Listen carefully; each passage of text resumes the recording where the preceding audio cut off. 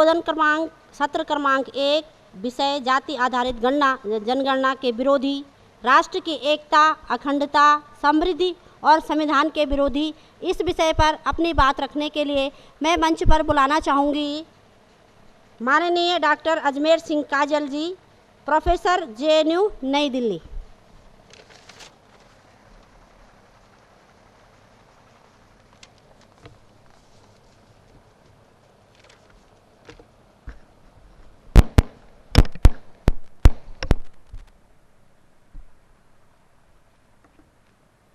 सबसे पहले बामसेफ के इस 36वें राष्ट्रीय अधिवेशन के अवसर पर सभी को मूल निवासी बहुजन समाज के विकास के लिए चलाए जा रहे अभियान की प्रशंसा करते हुए मुझे यहाँ आमंत्रित किया गया, इसके लिए मैं बामसेफ का आभारी हूँ। विषय जो दिया गया है बहुत सटीक और भारतीय समाज को मथने वाला विषय है। आखिर ऐसे कौन से कारण हैं जिसकी वजह से भारतीय समाज में लोकतंत्र की स्थापना के 70 सालों के बाद भी जाति आज के वक्त एक महत्वपूर्ण विषय बनी हुई है। जाति को लेकर बड़ी बहसें इतिहास के पन्नों में दर्ज हैं। बाबा साहब अंबेडकर ने एनिहिलेशन ऑफ कास्ट में उस डिबेट को गहराई से दर्ज करवाया और ये बताया कि जाति कहाँ से पैदा हुई। सुबह के सेशन में हमारे एक सम्मानित वक्ता इस बात को रेखांकित करते हुए हमें कह रहे थे, सही कह रहे थे कि किस तरह से बाबा साहब अंबेडकर ने भारत के संविधान की जो उनकी अपनी प्रेजेंटेशन थी वहाँ उसको पेश करने की कोशिश की और उसको स्वीकृति नहीं मिली, तो आखिर में सभी की राय से भारत का संविधान बना और उस संविधान का जो उनकी ड्राफ्टिंग का जो मुख्य हिस्सा था वो किसी न किसी वजह से स्टेट एंड माइनॉरिटी नामक किताब के रूप में छप करके हमारे बीच में आया। बेसिकली कास्ट का जो सवाल है वो इतना महत्वपूर्ण इसलिए है क्योंकि ब्राह्मणवाद को कास्ट ही जीवित रखे हुए है। ब्राह्मणवाद को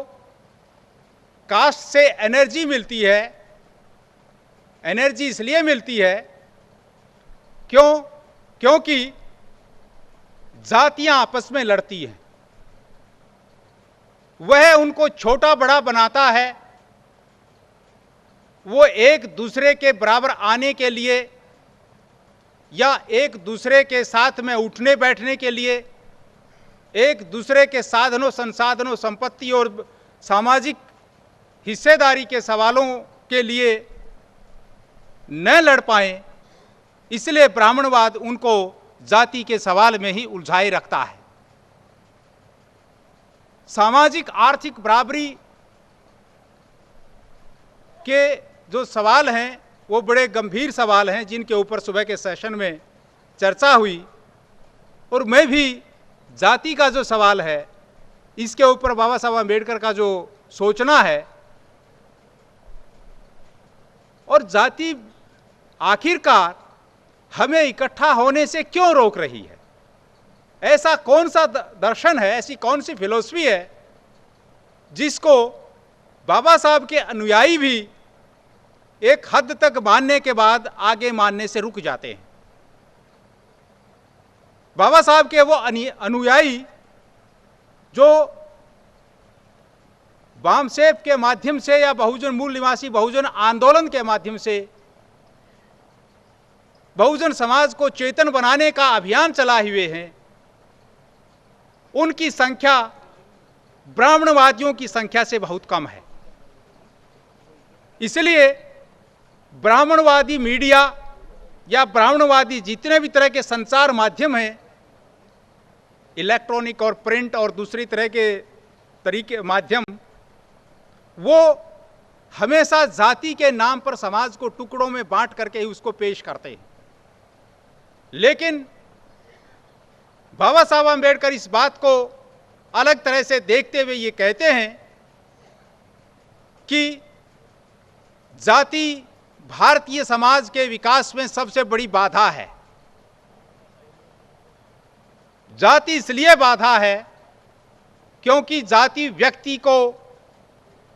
इकट्ठा होने से रोकती है, व्यक्तियों में सामूहिक चेतना पैदा करने में जगह जगह बाधाएं पैदा करती है। इसलिए उन्होंने इस बात को कहा है कि जो जाति है केवल वो श्रमिकों श्रम का विभाजन नहीं करती है जैसा ब्राह्मणवादी लोग कहते हैं, बल्कि वो श्रमिकों का विभाजन करती है, वो वर्कर्स का डिवीजन करती है, वर्क डिवीजन नहीं है, जाति वर्क डिवीजन नहीं है जैसा कि ब्राह्मणवादी पूरी व्यवस्था में ये बताया गया है कि जाति हमने वर्ग काम के विभाजन के लिए बनाई। बाबा साहब कह रहे हैं कि जाति वर्ग काम का विभाजन करने के लिए नहीं है। अगर काम का विभाजन करने वाली होती तो आज के दफ्तरों में या आज के अलग अलग कार्य संस्थानों में काम करने वाले लोग, एक ही तरह का काम करने वाले सिविल सर्वेंट भी अलग अलग दर्जा पाते हैं, एक ही तरह के ब्यूरोक्रेट, एक ही तरह के जजेस, एक ही तरह के एडमिनिस्ट्रेटर, एक ही तरह के प्रोफेसर, एक ही तरह के डॉक्टर, एक ही तरह के विभिन्न एक तरह के यानी एक तरह के जो मिल कर्मचारी हैं,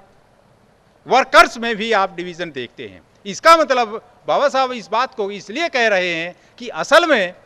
लोगों को एक साथ आने से रोकने के लिए जाति की व्यवस्था का निर्धारण किया गया।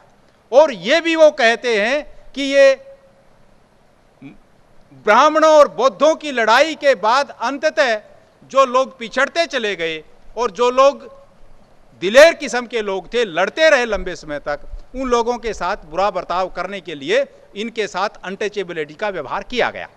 वो बात भी वो यहाँ तक कहते हैं। तो जो कास्ट का जो पूरा जो नोशन है और कास्ट का जो पूरा नैरेटिव है वो इसलिए बनाया गया है ताकि मूल निवासी बहुजन इकट्ठे ना हो सकें। ये बहुजन हिताय बहुजन सुखाय का जो बुद्धा का जो कंसेप्ट है, और वो बहुजन से वो डरते हैं। बुद्धा के ज़माने में भी डरते थे, आज भी डरते हैं। बहुजन कौन है? बहुजन वह है जो एससी है, एसटी है, माइनॉरिटी है, जो कन्वर्टेड लोग हैं, और दूसरे जो ओबीसी है। तो ये जिसकी संख्या बहुत ज़्यादा है और जो दस्तावेज़ों में ज़्यादा है, अगर इन दस्तावेज़ों में उसकी संख्या को आप टटोलने लगेंगे तो निश्चित रूप से आपको लगेगा कि ये संख्या इतनी भारी होने के बावजूद भी और बहुत कम संख्या में रहने वाले लोग,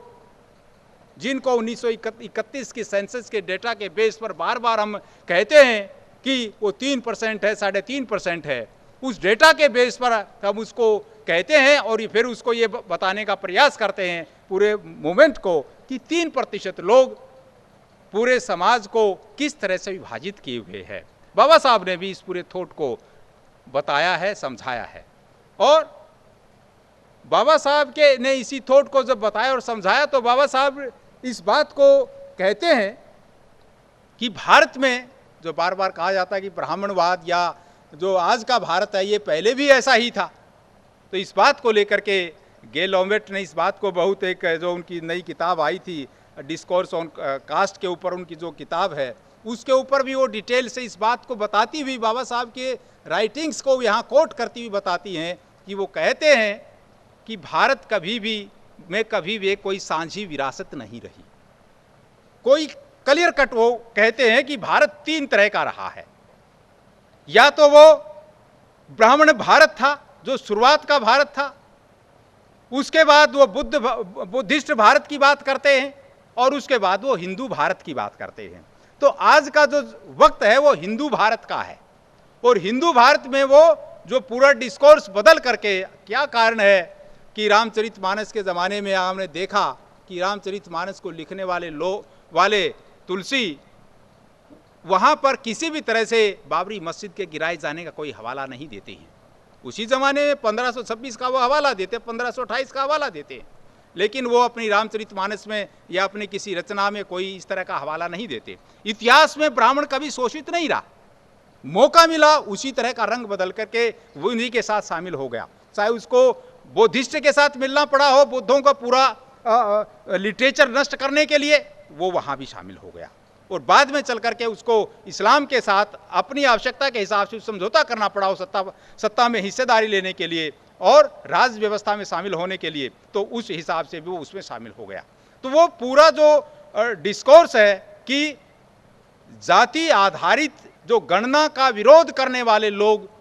देशद्रोह कर रहे हैं, इसका मतलब ये है कि जाति आधारित जनगणना का विरोध करने वाले जो लोग हैं वो सत्ता में हैं, और सत्ता में होने की वजह से वो उस पूरी व्यवस्था को संचालित कर रहे हैं। अगर वो सत्ता से बाहर हों तो शायद वह इस तरह का विरोध उस तरह से नहीं कर पाएंगे, क्योंकि अगर आप इसको देखें, इस तरह से देखें कि ब्राह्मणवाद मनुवाद आज हमारे बीच में इस तरह से दिख रहा है, लेकिन ये ब्राह्मणवाद मनुवाद तो बहुत पहले से हमारे बीच में है,